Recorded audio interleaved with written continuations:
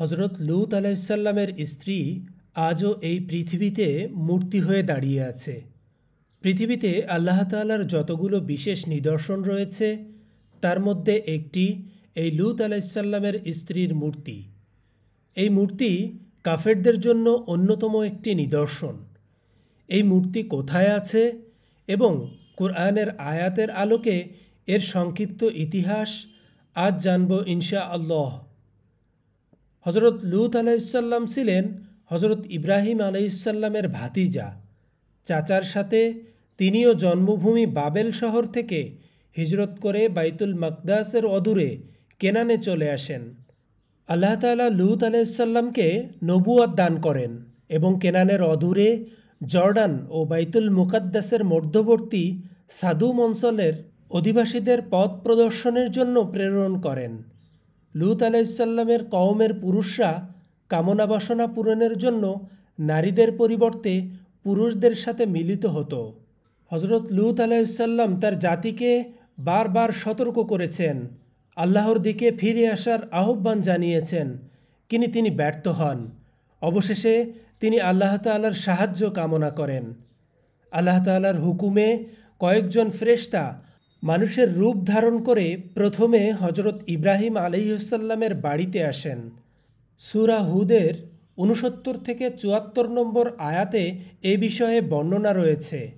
হজরত ইব্রাহিম আলাইহিসসালাম তাদেরকে মেহমানদারির জন্য একটি আস্ত বাছুর জবেহ করে ভোনা করে তাদের সামনে পরিবেশন করলেন, কিন্তু তারা তাতে হাত দিলেন না। এতে হজরত ইব্রাহিম আলাইহিসসালাম ভয় পেয়ে গেলেন, কেননা এটা ওই সময়কার দস্যু ডাকাতদেরই স্বভাব ছিল যে তারা যে বাড়িতে ডাকাতি করত বা যাকে খুন করতে চাইতো তার বাড়িতে কিছু খেত না। ফেরেশতাগণ নবীকে তাদের পরিচয় দিলেন এবং অভয় দিয়ে বললেন, আমরা এসেছি অমুক শহরটি ধ্বংস করে দিতে।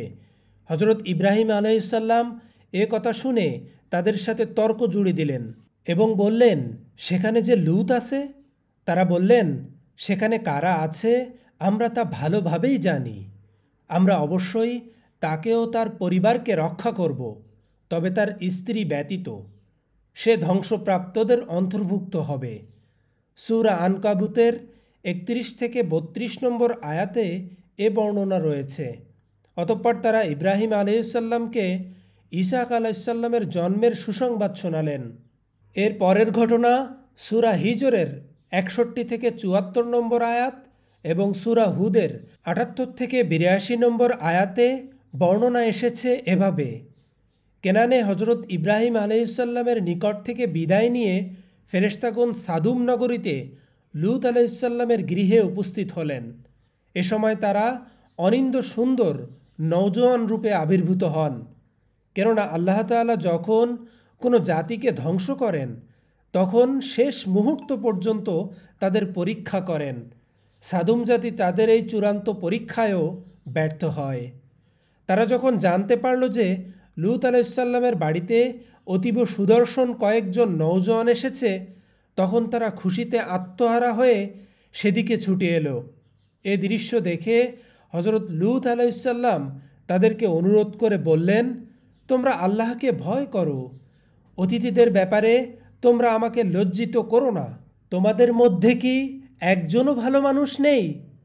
হজরত লূত আলাইহিসসালাম আবারও বললেন, একান্তই যদি তোমরা কিছু করতে চাও তবে আমার এই কন্যাদের নিয়ে যাও। সূরা হিজর আয়াত ৭১। কিন্তু তারা কোনো কথাই শুনল না। তারা দরজা ভেঙে ঘরে ঢোকার উপক্রম করল। লূত আলাইহিসসালাম বললেন, হায়, আজকে আমার জন্য বড়ই সংকটময় দিন। হায়, যদি তোমাদের বিরুদ্ধে আমার কোনো শক্তি থাকতো অথবা আমি কোনো সুদৃঢ় কোনো আশ্রয় পেতাম। সূরা হুদ আয়াত ৮০।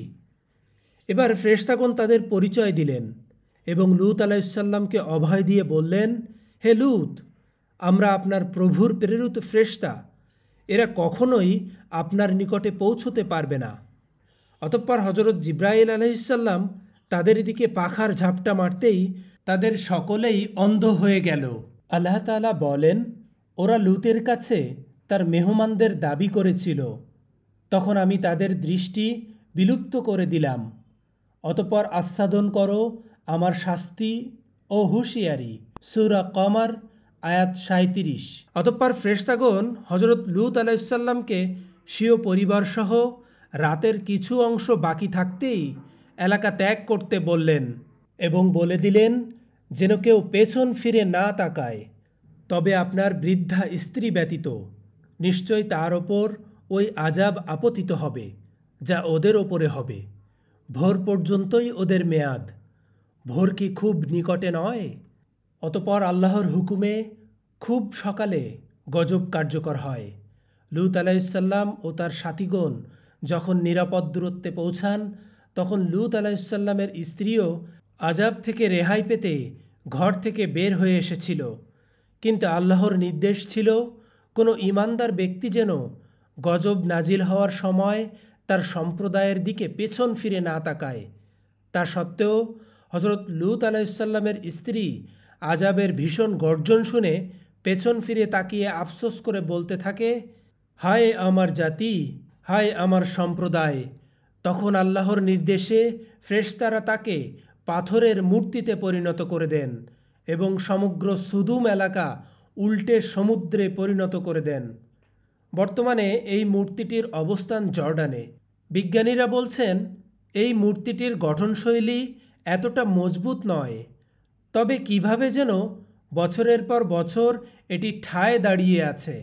আল্লাহ চাইলে কি না পারেন।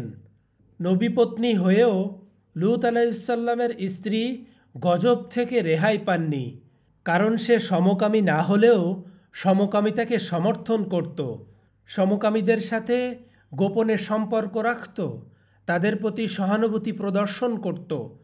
আল্লাহ লূত পত্নীকে কিয়ামতের দিন বলবেন, যাও জাহান্নামীদের সাথে জাহান্নামে চলে যাও। সূরা তাহরিম আয়াত 10। আল্লাহ রব্বুল আলামিন আমাদেরকে সমকামিতার মতো জঘন্য পাপ থেকে দূরে রাখুন। আমিন।